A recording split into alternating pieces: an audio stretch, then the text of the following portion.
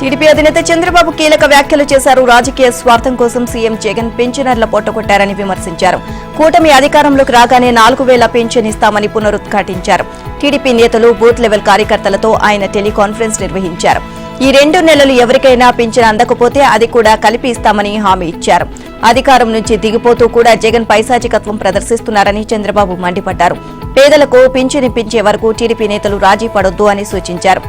కలెక్టర్లను కలిసి పింఛన్ ఇళ్ల వద్దే అందేలా చూడాలి అని సలహా ఇచ్చారు. ప్రజాక్షేత్రంలో జగన్ ను దోషిగా నిలబెట్టేందుకు పార్టీ శ్రేణులు శ్రమించాలి అని చంద్రబాబు విజ్ఞప్తి చేశారు.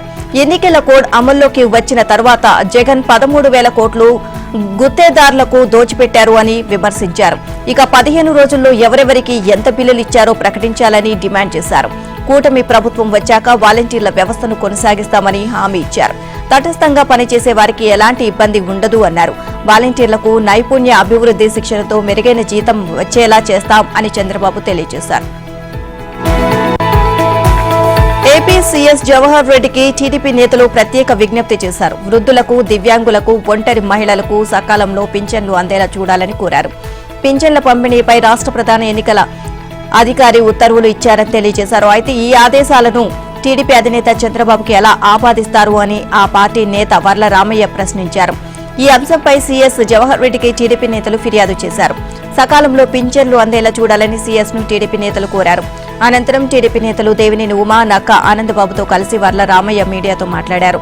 పింఛన్ల పంపిణీలో కావాలని వైసీపీ సర్కార్ జాప్యం చేస్తుంది అని ఆరోపించారు. గతంలో మాదిరి ఇంటింటికి వెళ్లి పింఛన్లు పంపిణీ చేయాలని కోరారు. టీడీపీకి చెడ్డ పేరు తేవాలని జగన్ ప్రయత్నిస్తున్నారని ఆరోపించారు. ఈ నెల 5లోగా పింఛన్లు పంపిణీ పూర్తి చేయాలని కోరామని అన్నారు. తమ విజ్ఞప్తికి సీఎస్ అనుకూలంగా స్పందించారు అని తెలియజేశారు. మరోవైపు పింఛన్ల పంపిణీపై ఈసీకి టీడీపీ నేత కనకమెడల రవీంద్ర కుమార్ లేఖ రాశారు. పింఛన్లను లబ్దిదారుల ఇంటికి వెళ్లి అందించేలా చర్యలు తీసుకోవాలని కోరారు. దీనికోసం సచివాలయ సిబ్బందిని వినియోగించాలి అని కోరారు. ఈ విషయంలో వైసీపీ తప్పుడు ప్రచారం చేస్తోంది అని ఆయన ఫిర్యాదు చేశారు.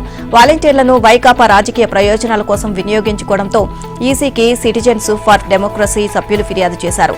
విజయసాయిరెడ్డి కూడా వాలంటీర్లు పార్టీకి పనిచేయాలని ఆదేశించిన విషయాన్ని ఈసీ దృష్టికి తీసుకువెళ్లారు. తెలంగాణలో సంచలనం సృష్టించిన ఫోన్ ట్యాపింగ్ వ్యవహారంలోని కీలక అంశాలు ఒక్కొక్కటి బయటపడుతున్నాయి. మూడోసారి బీఆర్ఎస్ కు పట్టం కట్టడానికి SBI task force special operation చేసిన అంశం బయటపడింది. బీఆర్ఎస్ లో అనుమానిత నేతల ఫోన్లు కూడా ట్యాప్ కు గురయ్యాయి. ఇలాంటి మరిన్ని అంశాలు టాస్క్ ఫోర్స్ మాజీ డీసీపీ రాధాకిషన్ రావు రిమాండ్ రిపోర్టులో కీలక అంశాలుగా మారినట్లు పోలీసులు వెల్లడించారు. హైదరాబాద్ టాస్క్ ఫోర్స్ మాజీ ఓఎస్డీగా ఉన్న ఆయన్ని ఫోన్ ట్యాపింగ్ కేసులో A4గా చేర్చారు. ఎస్ఐబీ మాజీ చీఫ్ ప్రభాకర్ రావు ఆదేశాలతో భవ్య సిమెంట్ యజమాని ఆనంద్ ప్రసాద్ నుంచి 70 లక్షలు సీజ్ చేసినట్లు రాధాకిషన్ రావు వెల్లడించారు. దుబ్బాక ఉప ఎన్నిక సందర్భంగా రఘునందన్ రావు ఆయన బంధువుల నుంచి 1 కోటి సీజ్ చేశామని అంగీకరించారు. ముడుగోడు ఉప ఎన్నిక సందర్భంగా ప్రస్తుత మంత్రి కోమటిరెడ్డి వెంకరెడ్డికి చెందిన 3.50 కోట్లు స్వాధీనం చేసుకున్నామని వివరించారు. 2016లో ఓ వర్గానికి చెందిన అధికారులతో ప్రత్యేక బృందాన్ని ఏర్పాటు చేసుకున్నట్లు రాధాకిషన్ రావు చెప్పారు. ఆ అంశాలన్నీ రిమాండ్ రిపోర్టులో పోలీసులు పొందుపరిచారు. టీడీపీ జాతీయ ప్రధాన కార్యదర్శి లోకేష్ కీలక వ్యాఖ్యలు చేశారు. గతంలో జగన్మోహన్ రెడ్డి అబద్దాలు చెప్పి జనాన్ని నమ్మించాడు అని ధ్వజమెత్తారు. ఆ స్థాయిలో తాము వాస్తవాలను ప్రజలకు వివరించి చెప్పడంలో విఫలమయ్యామని లోకేష్ వ్యాఖ్యానించారు. రాష్ట్రాన్ని విధ్వంసం చేయడమే జగన్ ఎజెండాగా కనిపిస్తుంది అని ధ్వజమెత్తారు. గుంటూరు జిల్లా తాడేపల్లి శ్రీచక్ర అపార్ట్మెంట్ వాసులతో లోకేష్ సమావేశమయ్యారు. జగన్ పాలన ప్రజా వేదిక కూల్చివేతతో ప్రారంభమైందని గుర్తు చేశారు. రాజధాని అమరావతిపై కులముద్ర వేసి నాశనం చేశారని ఆక్షేపించారు. కోవిడ్ టీకా అందించి తెలుగుడి సత్తా చాటిన భారత్ బయోటెక్ పై కూడా కులముద్ర వేసి ఒడిశాకు తరిమేశారని విమర్శించారు. జగన్ వినాశకర చర్యల కారణంగా రాష్ట్రానికి ఒక్క పరిశ్రమ కూడా లేదు అన్నారు. రాష్ట్రాన్ని గంజాయి క్యాపిటల్ ఆఫ్ ఇండియాగా మార్చి యువత భవిష్యత్తును నాశనం చేశారని లోకేష్ ధ్వజమెత్తారు. 3 రాజధానుల పేరుతో 3 ముక్కలాట ఆడిన జగన్ ఎక్కడా ఒక్క ఇటుక కూడా పెట్టలేదు అన్నారు. విశాఖలో రిషికొండను బోడిగుండు చేసిన ఘనత జగన్కే దక్కింది అన్నారు. రిషికొండలో 500 కోట్లతో ప్యాలెస్ కట్టుకుంటున్నారని ఆరోపించారు. అమరావతిని రాజధానిగా కొనసాగించి ఉంటే ఇప్పటికే 5 లక్షల మంది యువతకు ఉపాధి అవకాశాలు లభించి ఉండేవి అన్నారు. ఆయన విధ్వంసకర చర్యలతో రాష్ట్రం 30 ఏళ్లు వెనక్కి వెళ్లింది అని లోకేష్ వివరించారు. విజనరీ నాయకుడికి విధ్వంస పాలకుడికి ఉన్న తేడాను యావత్ రాష్ట్ర ప్రజలు ఇప్పటికైనా గమనించాలి అని లోకేష్ కోరారు. సుప్రీంకోర్టు కీలక ప్రశ్నలు సంధించింది. జగన్ అక్రమాస్తుల కేసులో విచారణ ఎందుకు ఆలస్యం అవుతుందని సీబీఐని ప్రశ్నించింది. దీనికి గల కారణాలు చెబుతూ 4 వారాల్లో అఫిడవిట్ దాఖలు చేయాలని కోర్టు సూచించింది. విచారణ వేగంగా పూర్తి చేయాలని జస్టిస్ సంజీవ్ ఖన్నా, జస్టిస్ దీపాంకర్ దత్తా ధర్మాసనం ఆదేశించింది. డిశ్చార్జ్ పిటిషన్ల కారణంగా జాప్యం అవుతుంది అని సీబీఐ తరపున అదనపు సొలిసిటర్ జనరల్ ఎస్వీ రాజు కోర్టుకు తెలియజేశారు. రాజకీయ కారణాలతో ట్రయల్ ఆలస్యం కాకూడదని ధర్మాసనం వ్యాఖ్యానించింది. రాజకీయ నేత, సీఎం అనే కారణాలతో విచారణలో జాప్యం జరగకూడదు అని జస్టిస్ సంజీవ్ ఖన్నా అన్నారు. ఇక బెయిల్ రద్దు కేసు విచారణ తెలంగాణ నుంచి మరో రాష్ట్రానికి బదిలీ పిటిషన్లను కలిపే విచారణ చేపడతామని సుప్రీంకోర్టు స్పష్టం చేసింది. తదుపరి విచారణను ఆగస్టు 5 నుంచి ప్రారంభమయ్యే వారానికి వాయిదా వేసింది. కడప బరిలో షర్మిల తలపడనున్నారు. అవినాష్ ను ఓడించి జగన్ కు బుద్ధి చెప్పాలంటే షర్మిలను కడప నుంచే ఎన్నికల కథన రంగంలోకి దింపాలని కాంగ్రెస్ భావిస్తోంది. కాంగ్రెస్ ఎన్నికల కమిటీ సమావేశంలో సోనియా గాంధీ స్వయంగా ఈ విషయాన్ని తెలియజేశారు. కడప నుంచి పోటీ చేయాలని సోనియా కోరిన వెంటనే షర్మిల అంగీకరించారు. ఏపీలో 117 అసెంబ్లీ, 17 లోక్సభ స్థానాలపై సీఈసీలోని చర్చ జరిగింది. 58 అసెంబ్లీ, 8 లోక్సభ స్థానాలను పెండింగ్ లో పెట్టారు. ఇక ఏపీలో లోక్సభ, అసెంబ్లీ ఎన్నికలకు అభ్యర్థులను కాంగ్రెస్ పార్టీ దాదాపుగా ఖరారు చేసింది. ఢిల్లీలో జరిగిన కాంగ్రెస్ ఎన్నికల కమిటీ సమావేశంలో ఈ మేరకు అభ్యర్థుల జాబితాకు తుది రూపు తీసుకొచ్చినట్లు సమాచారం. ఇక సీఈసీ భేటీకి ఏపీపీసీసీ అధ్యక్షురాలు వైఎస్ షర్మిలతో పాటు ముఖ్య నేతలు హాజరయ్యారు. 117 అసెంబ్లీ, 17 లోక్సభ స్థానాలకు అభ్యర్థులుగా పలువురి పేర్లకు ఆ పార్టీ అధిష్టానం ఆమోదం తెలిపింది. 58 అసెంబ్లీ, 8 లోక్సభ స్థానాల అభ్యర్థులను పెండింగ్ లో ఉంచింది. ఇక కడప లోక్సభ స్థానం నుంచి వైఎస్ షర్మిల, రాజమహేంద్రవరం నుంచి గిడుగు రుద్రరాజు పోటీ చేయాలని సీఈసీ సూచించింది. వీరితో పాటు సత్యారెడ్డి, విశాఖపట్నం పల్లం రాజు, కాకినాడ జేడీ శీలం, బాపట్ల అభ్యర్థిత్వాలు ఖరారైనట్లు తెలిసింది. ఇక పెండింగ్ లో ఉన్న పార్లమెంట్ స్థానాల్లో నంద్యాల, తిరుపతి, అనంతపురం, కర్నూలు, విజయవాడ, అరకు, గుంటూరు, అమలాపురం ఉన్నాయి. ఈ ఎన్నికల్లో పోటీకి పార్టీ సీనియర్ నేత, మాజీ మంత్రి రఘువీరారెడ్డి దూరంగా ఉంటున్నట్లు తెలిసింది. తిహార్ జైల్లో ఉన్న బీఆర్ఎస్ ఎమ్మెల్సీ కవిత అక్కడ జపం చేసుకోవాలి అనుకుంటున్నారు. అందుకోసం తనకు జపమాల సమకూర్చాలి అని రౌస్ ఎవెన్యూ కోర్టుకు ఆమె విజ్ఞప్తి చేశారు. మెడిటేషన్ కు అనుమతి ఇవ్వాలని కోరారు. అలాగే స్పోర్ట్స్ షూ, పుస్తకాలు, పెన్నులు, పరుపు, దుప్పట్లు కావాలని కోరారు. ఇంటి నుంచి ఆహారం తెచ్చుకునేందుకు అనుమతించాలి అని కోరారు.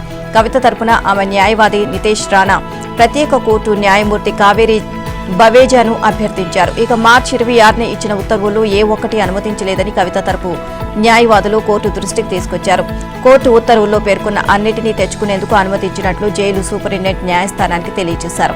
ఇక దీనికి సంబంధించిన కోర్టు మరోసారి లిఖితపూర్వక ఆదేశాలు జారీ చేసింది. కవిత కోరినట్లుగా జపమాలతో సహా అన్ని వస్తువులను అనుమతించింది. బీఆర్ఎస్ ఎమ్మెల్సీ కవిత మధ్యంతర బెయిల్ పిటిషన్పై విచారణ ఏప్రిల్ 4కు వాయిదా పడింది. ఢిల్లీ మద్య కుంభకోణం కేసులో కవిత అరెస్ట్ అయ్యింది. తన కుమారుడి పరీక్షల దృష్ట్యా ఈ నెల 16 వరకు బెయిల్ మంజూరు చేయాలని ఆమె కోరారు. ఇక మార్చి 26న ఆమె రౌస్ ఎవెన్యూ న్యాయస్థానంలో కవిత పిటిషన్ దాఖలు చేశారు. కవిత పిటిషన్పై సమాధానం చెప్పాలని న్యాయస్థానం ఈడీకి నోటీసులు జారీ చేస్తూ విచారణను వాయిదా వేసింది. గత నెల 15న హైదరాబాద్లోని తన నివాసంలో కవితను ఈడీ అరెస్ట్ చేసి మరుసటి రోజు రౌస్ ఎవెన్యూ కోర్టులో హాజరుపరిచారు. ముందుగా కవితను 10 రోజుల కస్టడీకి ఈడీ కోరగా న్యాయస్థానం 7 రోజులకు అనుమతి ఇచ్చింది. ఇక అనంతరం మరో 5 రోజులు కస్టడీకి ఇవ్వాలని కోరగా 3 రోజులకు అనుమతించింది. ఈడీ కస్టడీ మార్చి 26న ముగియడంతో అదే రోజు కోర్టులో దర్యాప్తు సంస్థ అధికారులు ఆమెను హాజరుపరిచారు. ఇక ఆ తర్వాత కవితకు 14 రోజుల జ్యుడిషియల్ రిమాండ్ విధించడంతో తీహార్ జైలుకు తరలించారు. మద్యం కుంభకోణం కేసు నిందితుడైన ఢిల్లీ సీఎం అరవింద్ కేజ్రీవాల్ ను తీహార్ జైలుకు తరలించారు. కేజ్రీవాల్ కు రౌస్ ఎవెన్యూ కోర్టు 15 రోజుల పాటు జ్యుడిషియల్ కస్టడీ విధించింది. దీంతో ఆయన్ను తీహార్ జైలుకు తరలించారు. అయితే ఆయన కోర్టుకు కొన్ని అభ్యర్థనలు చేశారు. ఈ మేరకు ఆయన తరపు న్యాయవాది అప్లికేషన్ సమర్పించారు. జైల్లో చదువుకునేందుకు తనకు 3 పుస్తకాలు కావాలని కేజ్రీవాల్ కోరారు. రామాయణం, భగవద్గీత, జర్నలిస్ట్ నీరాజా చౌదరి రాసిన హౌ ప్రైమ్ మినిస్టర్స్ డిసైడ్ వంటి పుస్తకాలు జైల్లో అందుబాటులో ఉంచాలి అని కోరారు. ఒక బల్ల, కుర్చీ, మెడిసిన్స్, డైట్ ప్రకారం ఆహారం అందించాలని అడిగారు. ఇప్పటికే ధరిస్తున్న లాకెట్ ను కొనసాగించేందుకు అనుమతించాలి అని కోరారు. ఇక లోక్సభ ఎన్నికల వేళ కేజ్రీవాల్ ను జైల్లో ఉంచాలి అనే ఏకైక లక్ష్యంతో బీజేపీ ఆయన్ను అరెస్ట్ చేయించిందని కేజ్రీవాల్ భార్య సునీత ఆరోపించారు. 11 రోజుల పాటు కేజ్రీవాల్ ను ప్రశ్నించారని, ఇప్పటికే విచారణ పూర్తయింది అన్నారు. కోర్టు ఆయన్ను దోషిగా తేల్చినందున ఆయన్ను ఇంకా ఎందుకు జైల్లో ఉంచుతున్నారు అని సునీత ప్రశ్నించారు. కేజ్రీవాల్ ను జైలు నెంబర్ 2లోని ప్రత్యేక బ్యారెక్ లో ఉంచినట్లు తీహార్ జైలు అధికారులు తెలియజేశారు. ఈ బ్యారెక్ లో ఆయన ఒక్కరే ఉంటారని 24 గంటల సీసీటీవీ నిఘా ఉంటుంది అని వివరించారు. ఇక్కడ జైలు నెంబర్ 1లో ఢిల్లీ మాజీ డిప్యూటీ సీఎం మనీష్ సిసోడియా ఉండగా బీఆర్ఎస్ ఎమ్మెల్సీ కవితను జైలు నెంబర్ 6లో ఉంచారు. ఇక జైలు నెంబర్ 2లో ఉన్న ఆప్ నేత సంజయ్ సింగ్ ను 5వ నెంబర్ జైల్లోకి మార్చారు. సత్యసాయి జిల్లా సీఎం జగన్ కు నిరసన సెగ తగిలింది. జగన్ బస్సు బత్తలపల్లికి రాగానే గోపాల మిత్రులు అడ్డుకునేందుకు ప్రయత్నించారు. ఇక వినతి పత్రం ఇచ్చేందుకు వారు ప్రయత్నించగా సీఎం సెక్యూరిటీ సిబ్బంది పోలీసులు అడ్డుకున్నారు. ఉద్యోగాలను క్రమబద్దీకరిస్తామని చెప్పి మోసం చేశారని గోపాల మిత్రులు ఆగ్రహాన్ని వ్యక్తం చేశారు. హామీలు నెరవేర్చాలని నినాదాలు చేశారు. ఇక చేసేదేమీ లేక జగన్ బస్సు దిగి వచ్చి వినతి పత్రాన్ని స్వీకరించారు. సీఎం జగన్ ఎక్కడికి వెళ్లినా నిరసనలు తప్పడం లేదు. ఇంతకాలం నానాతంటాలు పడ్డ జనం ఇప్పుడు సీఎం ఎదురుపడగానే నిలదీస్తున్నారు. తమ సమస్యలు ఎప్పుడు పరిష్కరిస్తారని ప్రశ్నిస్తున్నారు. ఇక ఈ క్రమంలో సిద్ధం రోడ్ షో నిర్వహణకు సిద్దమవుతున్న సీఎం జగన్మోహన్ రెడ్డికి చుక్కెదురైంది. శ్రీ సత్యసాయి జిల్లా బత్తలపల్లి మండల కేంద్రంలో గంటాపురం క్రాస్ సమీపంలో ఎదురు దెబ్బ తగిలింది. పెట్రోల్ బంక్ వద్ద గోపాల మిత్రులు ఆందోళనకు దిగారు. తమకు ఉద్యోగ భద్రత కల్పించాలని ఫ్లెక్సీ ప్లగార్డులు చేతపట్టుకుని డిమాండ్ చేశారు. ఇక సీఎం బస్సును ఆపేందుకు వెళ్లిన గోపాల మిత్రులను జగన్ భద్రతా సిబ్బంది అడ్డుకున్నారు. దీన్ని గమనించిన సీఎం జగన్ బస్సు దిగి సమస్య ఏమిటని గోపాల మిత్రులను అడిగి తెలుసుకున్నారు. ప్రభుత్వం స్పందించిన అధికారులు స్పందించలేదు అని గోపాల మిత్రులు ఆవేదన వ్యక్తం చేశారు. దీంతో రాష్ట్ర వ్యాప్తంగా 2500 కుటుంబాలు వీధిన పడ్డాయని వారు సీఎం దృష్టికి తీసుకొచ్చారు. అందుకు స్పందించిన సీఎం జగన్మోహన్ రెడ్డి పశుసంవర్ధక శాఖ ప్రిన్సిపల్ సెక్రటరీకి ఫోన్ చేసి వారి సమస్యలను పరిష్కరించాలి అని సూచించారు.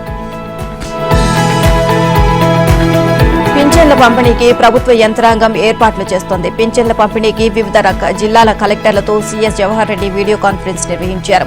వారి అభిప్రాయాలు తెలుసుకున్నారు. గ్రామ వార్డు సచివాలయ కార్యదర్శుల ద్వారా ఇంటింటికి పింఛన్లు పంపిణీ చేయవచ్చు అని పలువురు కలెక్టర్లు సూచించారు. వారంలో ఈ ప్రక్రియను పూర్తి చేయవచ్చు అని సలహా ఇచ్చారు. ఇక గ్రామీణ ప్రాంతాల్లో ఇంటింటి పింఛన్ల పంపిణీకి ఇబ్బంది లేదని కలెక్టర్లు వివరించారు. నగరాలు పట్టణాల్లో కొంచెం కష్టతరం అవుతుంది అని చెప్పారు. ఒకవేళ గ్రామ వార్డు సచివాలయాల వద్దే పంపిణీ చేస్తే సౌకర్యాలు కల్పించాలని కొందరు కలెక్టర్లు సీఎస్ కు వివరించారు. అందరి అభిప్రాయాలను పరిగణలోకి తీసుకున్న సీఎస్ జవహర్ రెడ్డి పింఛన్ల పంపిణీపై మార్గదర్శకాలు సిద్ధం చేస్తామన్నారు. ఇక తెలంగాణ ప్రభుత్వ ప్రధాన కార్యదర్శి శాంతకుమారి కీలక ఆదేశాలు జారీ చేశారు. ఎన్నికల కోడ్ ఖచ్చితంగా అమలు కావాల్సిందేనని పట్టుబట్టారు. రాష్ట్రంలో ఎన్నికల కోడ్ అమలుపై తెలంగాణ ప్రభుత్వ ప్రధాన కార్యదర్శి శాంతకుమారి పోలీస్ శాఖ ఇతర విభాగాల అధికారులతో ఇప్పటికే సమీక్ష సమావేశం నిర్వహించారు. బేగంపేట శంషాబాద్ విమానాశ్రయాల్లోనూ తనిఖీలు చేయాలి అని ఆదేశించారు. స్మగ్లర్లు ఉపయోగించే రహస్య మార్గాలపై నిఘా పెంచాలి అన్నారు. నగదు అక్రమ రవాణా తదితర అంశాలపై ఇతర రాష్ట్రాల అధికారులతోనూ సమావేశాలు నిర్వహించినట్లు డీజీపీ రవిగుప్తా సీఎస్ కు తెలియజేశారు. 85 సరిహద్దు చెక్పోస్టులు ఏర్పాటు చేసినట్లు తెలిపారు. ఫ్లయింగ్ స్క్వాడ్లు బృందాలను ఏర్పాటు చేశామని అన్నారు. ఇక గత 15 రోజుల్లో 35 కోట్ల నగదును స్వాధీనం చేసుకున్నట్లు డీజీపీ తెలియజేశారు. మరోవైపు సరిహద్దు చెక్పోస్టుల్లో 5.19 కోట్లు స్వాధీనం చేసుకున్నామని వాణిజ్య పన్నుల కమిషనర్ సీఎస్ కు వివరించారు. పరిశ్రమలు గోదాములపై నిఘా పెంచామని అన్నారు. ఇక ఒక పక్క ఎన్నికలు మరోపక్క ఎండల తీవ్రతపై సీఎస్ సమీక్షించారు. ఏప్రిల్ మే మాసాల్లో ఎండల నేపథ్యంలో వడదెబ్బ డీహైడ్రేషన్ ఎదురయ్యే అవకాశం ఉంది అన్నారు. వాటి బారిన పడకుండా ప్రజలను చైతన్యవంతులను చేయాలని తెలంగాణ ప్రభుత్వ ప్రధాన కార్యదర్శి శాంతకుమారి కలెక్టర్లను ఆదేశించారు. రాష్ట్రంలో తాగునీటి సరఫరాకు ఆటంకం లేకుండా చూడాలి అని సూచించారు. పాఠశాలలో మౌలిక వసతులు, ధాన్యం కొనుగోలుపై కలెక్టర్లతో సీఎస్ వీడియో కాన్ఫరెన్స్ ద్వారా సమీక్ష నిర్వహించారు. 2 నెలల్లో ఆదిలాబాద్, కరీంనగర్, వరంగల్, ఖమ్మంలో 45 డిగ్రీల ఉష్ణోగ్రత నమోదయ్యే అవకాశం ఉంది అని సీఎస్ చెప్పారు. ఎవరూ ఎండదెబ్బ బారిన పడకుండా ముందు జాగ్రత్త చర్యలను చేపట్టాలని సీఎస్ ఆదేశించారు. ఉమ్మడి మహబూబ్ నగర్ స్థానిక సంస్థల ఎమ్మెల్సీ ఓట్ల లెక్కింపు వాయిదా పడింది. సార్వత్రిక ఎన్నికల కోడ్ అమల్లో ఉన్నందున లెక్కింపు ప్రక్రియను జూన్ 2వ తేదీకి వాయిదా వేస్తూ ఈసీ ఆదేశాలు జారీ చేస్తుంది. ఈ స్థానానికి ఇటీవల ఉప ఎన్నిక పోలింగ్ జరిగింది. ఉమ్మడి జిల్లా పరిధిలో 10 పోలింగ్ కేంద్రాలు ఏర్పాటు చేశారు. ఇక ఆయా పురపాలక సంఘాల కౌన్సిలర్లు, ఎంపీటీసీ, జెడ్పీటీసీ, ఎక్స్ అఫిషియో సభ్యులు తమ ఓటు హక్కును వినియోగించుకున్నారు. ఇక ఓటింగ్ ముగిసిన తర్వాత బ్యాలెట్ బాక్సులను మహబూబ్ నగర్ బాలుర జూనియర్ కళాశాలలోని స్ట్రాంగ్ రూమ్ లో భద్రపరిచారు. స్థానిక సంస్థల ఎమ్మెల్సీగా ఉన్న కసిరెడ్డి నారాయణ రెడ్డి ఇటీవల జరిగిన అసెంబ్లీ ఎన్నికల్లో కల్వకుర్తి ఎమ్మెల్యేగా గెలుపొందారు. ఆయన ఎమ్మెల్సీకి రాజీనామా చేయడంతో ఉప ఎన్నిక అనివార్యమైంది. మన్నె జీవన్ రెడ్డి కాంగ్రెస్, నవీన్ కుమార్ రెడ్డి బీఆర్ఎస్, సుదర్శన్ గౌడ్ స్వతంత్ర అభ్యర్థి ఎన్నికల బరిలో ఉన్నారు. మాజీ ఉపసభాపతి మండలి బుద్ధప్రసాద్ జనసేనలో చేరారు. పిఠాపురంలో జరిగిన కార్యక్రమంలో ఆయనకు కండువా కప్పి జనసేన అధినేత పవన్ కళ్యాణ్ పార్టీలోకి ఆహ్వానించారు. ఆయనతో పాటు రైల్వే కోడూరు నియోజకవర్గానికి చెందిన ముక్కవారిపల్లి సర్పంచ్ అరవ శ్రీధర్ జనసేనలో చేరారు. అవనిగడ్డ నుంచి జనసేన, టీడీపీ, బీజేపీ కూటమి అభ్యర్థిగా బుద్ధప్రసాద్ బరిలోకి దిగడం దాదాపు ఖాయమైంది. పొత్తులో భాగంగా జనసేనకు అవనిగడ్డ స్థానం కేటాయించడంతో సరైన అభ్యర్థిని బరిలోకి దింపాలని పవన్ గట్టిగా ప్రయత్నించారు. విస్తృతంగా ప్రజాభిప్రాయ సేకరణ చేపట్టారు. ఇక బుద్ధప్రసాద్ తో పాటు పలువురి పేర్లు తెర మీదకు వచ్చాయి.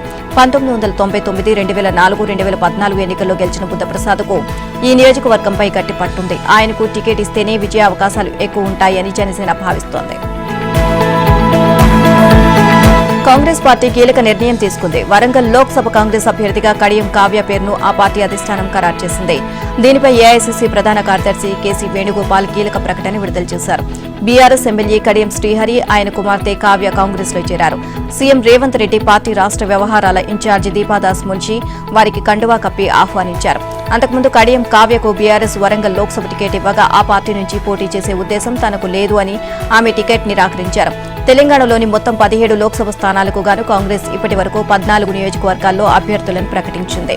హైదరాబాద్, ఖమ్మం, కరీంనగర్ స్థానాలకు ఇంకా అభ్యర్థులను ఖరారు చేయాల్సి ఉంది. ఇదిలా ఉండగా కాంగ్రెస్ పార్టీలో చేరిన అనంతరం కడియం శ్రీహరి, ఆయన కుమార్తె కడియం కావ్య మంత్రి కొండా సురేఖ, ఆమె భర్త కొండా మురళిని వారి నివాసంలో మర్యాదపూర్వకంగా కలిశారు. ఈ సందర్భంగా రాష్ట్రంలో నెలకొన్న రాజకీయ పరిస్థితులపై చర్చించారు. కాంగ్రెస్ బలోపేతమవుతున్న తీరు, ప్రజల్లో పార్టీకి పెరుగుతున్న ఆదరణ, లోక్సభ ఎన్నికలు అనుసరించాల్సిన వ్యూహాలపై వారు అభిప్రాయాలను పంచుకున్నారు. అనంతరం కొండా దంపతులను శ్రీహరి, ఆయన కుమార్తె కావ్య సత్కరించారు. సూర్యాపేటలో బీఆర్ఎస్ అధినేత కేసీఆర్ చేసిన వ్యాఖ్యలపై ఉప ముఖ్యమంత్రి భట్టి విక్రమార్క స్పందించారు. బీఆర్ఎస్ నేతలు భారీగా కాంగ్రెస్ లో చేరుతుంటే ఆయన తట్టుకోలేకపోతున్నారని ఎద్దేవా చేశారు. ఆయన మాటల్లో కొంచెమైనా వాస్తవాలు లేవు అన్నారు. ఇక ఢిల్లీలో ఏర్పాటు చేసిన మీడియా సమావేశంలో భట్టి మాట్లాడారు. 10 ఏళ్లు సీఎంగా ఉన్న వ్యక్తి ఇంతలా దిగజారుతారా అని ప్రశ్నించారు. కట్టుకథలు చెప్పి ప్రజలను మభ్యపెట్టాలని ప్రయత్నించారని మండిపడ్డారు. మైక్ సమస్య వస్తే కరెంటు కోతలు అంటూ అబద్దాలు మాట్లాడుతున్నారని ఎద్దేవా చేశారు. ఇక బొగ్గు లభించే ప్రాంతానికి 350 కిలోమీటర్ల దూరంలో యాదాద్రి పవర్ ప్లాంట్ పెట్టారని భట్టి తెలియజేశారు. బొగ్గుకు ప్లాంట్ దూరంగా ఉండడంతో ఎన్నో వ్యయ ప్రయాసాలను ఎదుర్కోవాల్సి వస్తుంది అన్నారు.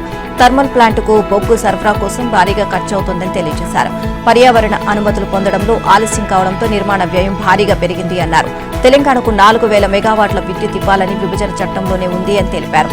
ఇక ఏప్రిల్, మే నెలల్లోనూ సరిపడా విద్యుత్ ఇచ్చేలా ప్రణాళికలు రూపొందించామని భట్టి తెలియజేశారు. దేశమంతా గ్రిడ్ అనుసంధానం 2013లోనే యూపీఏ ప్రభుత్వం చేసింది అన్నారు. 10 ఏళ్లలో పాలనలో కేసీఆర్ ఎన్ని హామీలు నెరవేర్చారో బయటపెట్టాలి అని భట్టి డిమాండ్ చేశారు.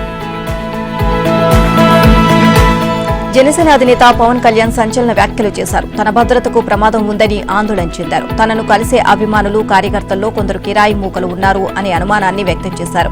వారు జనంతో కలిసిపోయి సన్నని బ్లేడ్లతో తనను, తన సెక్యూరిటీని కోస్తున్నారని వివరించారు. ఇక తమ ఘనకార్యం తమ ప్రత్యర్థి పార్టీ పన్నాగమేనని పరోక్షంగా వైసీపీని ఉద్దేశించి పవన్ వ్యాఖ్యలు చేశారు. అందరితో ఒకేసారి ఫోటోలు దిగలేమని పవన్ తెలియజేశారు. రోజుకు కనీసం 200 మందితో ఫోటోలు దిగుతానని చెప్పారు. ఇందుకు భద్రతాపరమైన సమస్యలు ఉన్నాయి అన్నారు. తమను కలిసేందుకు భారీగా వస్తున్న వారిలో కొన్ని కిరాయి మూకలు ఉన్నాయని ఆందోళన చెందారు. వారు సన్నటి బ్లేడ్లతో తనను, తన సెక్యూరిటీని గాయపరుస్తున్నారు అని తెలియజేశారు. ఇటీవల తనను ఇలాగే గాయపరిచారని పవన్ తెలియజేశారు. అందుకే భద్రతాపరమైన జాగ్రత్తలు తీసుకుంటున్నట్లు చెప్పారు. గత ఏడాది జూన్లో కాకినాడ జిల్లాలో జరిగిన వారాహి యాత్రలో కూడా తనకు ప్రాణహాని ఎదురైందని పవన్ తెలిపారు. ఇక పిఠాపురం ప్రజలందరికీ ఎల్లవేళలా అందుబాటులో ఉంటానని పవన్ హామీ ఇచ్చారు. పార్టీలో కష్టపడిన ప్రతి ఒక్కరికి అవకాశాలు కల్పిస్తానని చెప్పారు. ఈ సందర్భంగా వైసీపీని ఉద్దేశించి కీలక వ్యాఖ్యలు చేశారు. ఫ్యాన్కు సౌండ్ ఎక్కువ, గాలి తక్కువ అన్నారు. గాజు గ్లాసుకు పగిలే కొద్దీ పదును ఎక్కువ అని వ్యాఖ్యానించారు. త్వరలో జగనన్న అసెంబ్లీ, లోక్సభ ఎన్నికల్లో టీడీపీ, జనసేన, బీజేపీ కూటమి భారీ మెజారిటీతో గెలవబోతోంది అని పవన్ ధీమా వ్యక్తం చేశారు. జై Bharat national party liberation Congress నేతలు జేడీ లక్ష్మీనారాయణ, విజయ్ కుమార్ కీలక వ్యాఖ్యలు చేశారు. వాలంటీర్ల తీరుపై రాష్ట్ర ప్రధాన ఎన్నికల అధికారి ముఖేష్ కుమార్ మీనాకు వారు ఫిర్యాదు చేశారు. వారిని ఇతర ప్రాంతాలకు బదిలీ చేయాలని కోరారు. అనంతరం జేడీ లక్ష్మీనారాయణ మీడియాతో మాట్లాడుతూ ఎన్నికలు ప్రశాంత వాతావరణంలో జరగాలంటే వాలంటీర్లను బదిలీ చేయాల్సిందేనని అన్నారు. ఇదే విషయాన్ని ఈసీ దగ్గర ప్రస్తావించినట్లు చెప్పారు. అన్ని పోలింగ్ కేంద్రాల్లో వెబ్ కెమెరాలు పెట్టాలని, వాలంటీర్లు, మెప్మా సిబ్బందిని బదిలీ చేయాలని కోరామని తెలియజేశారు. మద్యం దుకాణాలు డిజిటల్ చెల్లింపులు జరగాలి చూడాలని జేడీ కోరారు. సస్పెండ్ అయిన వాలంటీర్లు వైసీపీకి పనిచేస్తున్నారని తెలియజేశారు. ఒక ప్రాంతానికి చెందిన వాలంటీర్లను వేరే ప్రాంతాలకు పంపాలని సూచించారు. ఉత్తరాంధ్రకు చెందిన వారిని రాయలసీమ జిల్లాలకు పంపాలని సలహా ఇచ్చారు. ఇక వాలంటీర్లు స్థానికంగా ఉంటే ఎన్నికలు పారదర్శకంగా జరగవు అని లక్ష్మీనారాయణ అభిప్రాయపడ్డారు. తెలంగాణ మంత్రి ఉత్తమ్ కుమార్ రెడ్డి ఆసక్తికరమైన వ్యాఖ్యలు చేశారు. లోక్సభ ఎన్నికల తర్వాత బీఆర్ఎస్ మిగలదని ఆయన వ్యాఖ్యానించారు. కేసీఆర్ కుటుంబ సభ్యులు తప్ప అందులో ఎవరూ ఉండరని తేల్చి చెప్పారు. ఇక బీఆర్ఎస్ ప్రభుత్వ హయాంలో నీటిపారుదల రంగాన్ని సర్వనాశనం చేశారని విమర్శించారు. జిల్లాల పర్యటనలో మాజీ సీఎం కేసీఆర్ మాట్లాడిన ప్రతి మాట అబద్దమేనని ఉత్తమ్ తేల్చి చెప్పారు. బీఆర్ఎస్ ప్రభుత్వం రైతులకు పంట బీమా కూడా ఇవ్వలేదు అన్నారు. దేశంలోనే పంట బీమా లేని ఏకైక రాష్ట్రంగా తెలంగాణ ముద్రపడింది అన్నారు. విద్యుత్ విషయంలో ఆ పార్టీ ఏదో గొప్పలు సాధించామని చెప్పడం విడ్డూరంగా ఉంది అన్నారు. గాంధీ భవన్ లో ఉత్తమ్ మీడియాతో మాట్లాడారు. పార్టీ ప్రభుత్వంలో తనకు పరిమిత అధికారమే ఉంది అన్నారు. కేసీఆర్ డిప్రెషన్, ఫ్రస్ట్రేషన్ లో ఉన్నారు అని ఉత్తమ్ వ్యాఖ్యానించారు. పార్టీ మిగలదు అనే భయం ఆయనలో మొదలైంది అన్నారు. ఇంత త్వరగా ఏ పార్టీ కుప్పకూలలేదు అని ఉత్తమ్ చెప్పారు. బీఆర్ఎస్ అధికారంలోకి వచ్చాక పంట బీమాను రద్దు చేశామని ఉత్తమ్ ఆరోపించారు. కేసీఆర్ హయాంలో నష్టం జరిగితే రైతులకు బీమా పరిహారం ఇవ్వలేదు అన్నారు. నీటిపారుదల రంగం గురించి మాట్లాడే అర్హత కేసీఆర్ కు లేదు అన్నారు. కమిషన్ల కోసం ప్లాను, డిజైన్లు లేకుండా ప్రాజెక్టులు నిర్మించారని ఎద్దేవా చేశారు. కాళేశ్వరంపై మాట్లాడేందుకు ఆయన సిగ్గుపడాలి అన్నారు. ఇక బీఆర్ఎస్ ప్రభుత్వం కట్టిన ప్రాజెక్టు వారి హయాంలోనే కూలిపోయిందని ఉత్తమ్ వ్యాఖ్యానించారు. వైసీపీకి మరో షాక్ తగిలింది. YCP MLC Janga Krishnamurthy party ప్రాథమిక సభ్యత్వానికి రాష్ట్ర బీసీసీఎల్ అధ్యక్ష పదవికి రాజీనామా చేశారు. పల్నాడు జిల్లా దాచేపల్లి మండలం గామాలపాడులోని తన స్వగృహంలో టీడీపీ, జనసేన నాయకుల సమక్షంలో ఆయన రాజీనామా ప్రకటన చేశారు. ఈ సందర్భంగా కృష్ణమూర్తి వైసీపీ నేతల తీరుపై అనుచిత వ్యాఖ్యలు చేశారు. 2019లో గురజాల అసెంబ్లీ స్థానాన్ని కాసు మహేష్ రెడ్డి కోసం త్యాగం చేశానని తెలిపారు. జగన్మోహన్ రెడ్డి పార్టీ పెట్టక ముందు నుంచి ఆయనతో కలిసి ప్రయాణం చేసిన 10 మందిలో తాను ఒకటిని అన్నారు. పదవులు ఇస్తేనే సామాజిక న్యాయం రాదు అన్నారు. వ్యక్తులకు తగిన గౌరవం, మర్యాద కూడా ఇవ్వాలి అన్నారు. అవేవి వైసీపీలో మచ్చకైనా కనిపించవు అన్నారు. ఇక వైఎస్ రాజశేఖర రెడ్డి మరణించిన నెలకే ఆయనకు భారతరత్న ఇవ్వాలని, జగన్మోహన్ రెడ్డికి సీఎం పదవి ఇవ్వాలని తాను డిమాండ్ చేశానని కృష్ణమూర్తి తెలియజేశారు. అందుకోసం పిడుగురాళ్ల నుంచి ప్రజలతో కలిసి హైదరాబాద్ గాంధీ భవన్ వరకు పాదయాత్ర చేశాను అన్నారు. వైసీపీ నిర్మాణ కమిటీలో పబ్లిసిటీ, ప్రాపగాండా కార్యదర్శిగా పనిచేశాను అని తెలియజేశారు. గత 14 ఏళ్లలో పార్టీలో ఎన్నో ఒడిదుడుకులు, ఇబ్బందులు, అవమానాలు భరించానని అన్నారు. ఈ విషయాన్ని ఎన్నోసార్లు పార్టీ పెద్దల దృష్టికి తీసుకువెళ్లినా ఫలితం లేకుండా పోయింది అన్నారు. ఇక ప్రజాప్రతినిధులంటే ప్రజల సొమ్ముకు ధర్మకర్తలా ఉండాలి అని జంగా సలహా ఇచ్చారు. అయితే నేటి పరిస్థితులు భిన్నంగా ఉన్నాయని ఆవేదన చెందారు. రాజకీయాల్లో ఇదే తన ఆఖరి మజిలీ కావచ్చు అన్నారు. ఈ నెల 5, 6 తేదీల్లో గురజాలకు రానున్న టీడీపీ జాతీయ ప్రధాన కార్యదర్శి లోకేష్ సమక్షంలో తాను టీడీపీలో చేరుతాను అని జంగా కృష్ణమూర్తి ప్రకటించారు. సుప్రీంకోర్టు కీలక ప్రకటన చేసింది. వారణాసిలోని జ్ఞాన్వాపి మసీదులో ఉన్న దక్షిణ సెల్లార్లో హిందువులు పూజలు చేసుకోవచ్చు అని సలహా ఇచ్చింది. పూజలపై స్టే ఇవ్వాలన్న మసీదు కమిటీ వినతిని సుప్రీంకోర్టు తిరస్కరించింది. అదే సమయంలో మసీదు ప్రాంగణంలో ముస్లింలు నమాజ్ చేసుకోవడంపై యథాతథ స్థితి కొనసాగించాలని సూచించింది. మసీదు దక్షిణ సెల్లార్ అయిన వ్యాస్ ఠేకాణాలో విగ్రహాలకు జరుగుతున్న పూజలు నిలిపివేయాలి అంటూ మసీదు నిర్వహణ కమిటీ చేసిన పిటిషన్పై court తిప్పికొట్టింది.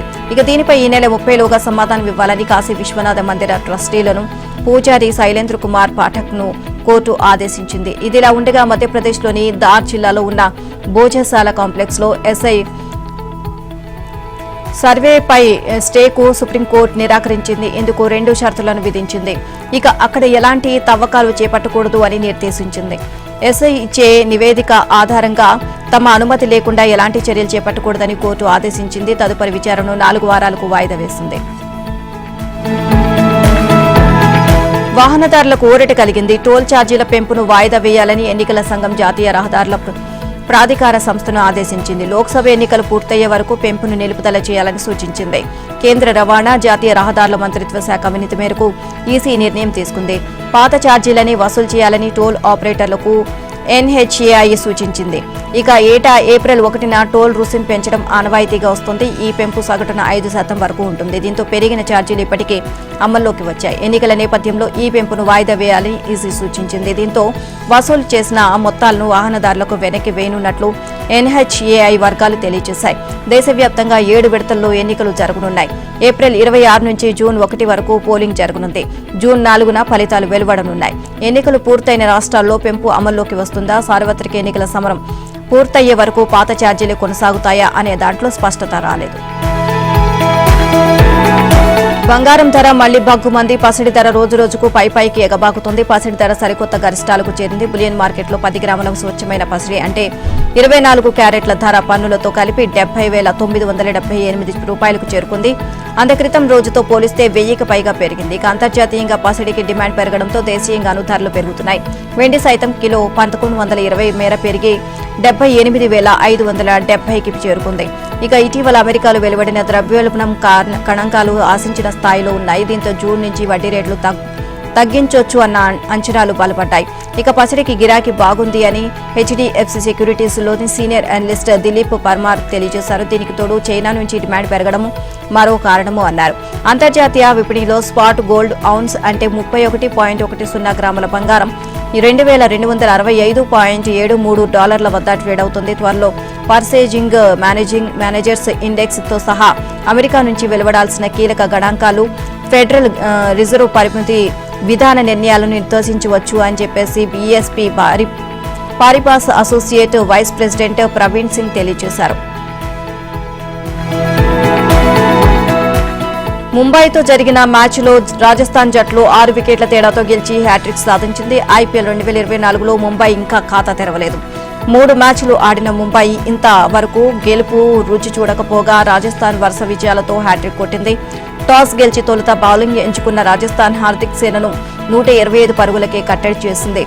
Trent Boult, Yuzvendra Chahal, burger ఆ జట్టు పతనాన్ని శాసించారు. అనంతరం బ్యాటింగ్ చేసిన రాజస్థాన్ లక్ష్యాన్ని 15.3 ఓవర్లో 4 వికెట్లు కోల్పోయి ఛేదించింది.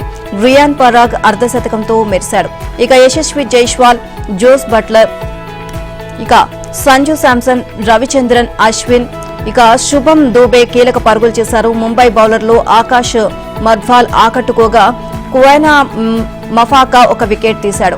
అంతకుముందు బ్యాటింగ్ చేసిన ముంబయి రాజస్థాన్ బౌలర్ల ధాటికి బెంబేలెత్తిపోయింది. నిర్ణీత 20 ఓవర్లో 9 వికెట్ల నష్టానికి 125 పరుగులే చేసింది. ట్రెంట్ బౌల్ట్ టాప్ ఆర్డర్ పనిపట్టగా యుజ్వేంద్ర చాహెల్ మిడిల్ ఆర్డర్ ను దెబ్బతీశాడు. ముంబై బ్యాటర్లలో రోహిత్ శర్మ, నమన్ ధీర్, డ్యువాల్ట్ బ్రెవిస్ ఎదుర్కొన్న తొలి బంతికే పెవిలియన్ చేరారు. ఇక ఈ ముగ్గురు బౌలింగ్ లో అవుట్ అయ్యారు. ఇషాన్ కిషన్ ను బర్గర్ వెనక్కి పంపడంతో ముంబై 20 పరుగులకే 4 వికెట్లు కోల్పోయింది. ఈ దశలో తిలక్ వర్మ, హార్దిక్ పాండ్యా ముంబైను ఆదుకున్నారు. చివర్లో టీమ్ డేవిడ్ ధాటిగా ఆడలేకపోయాడు.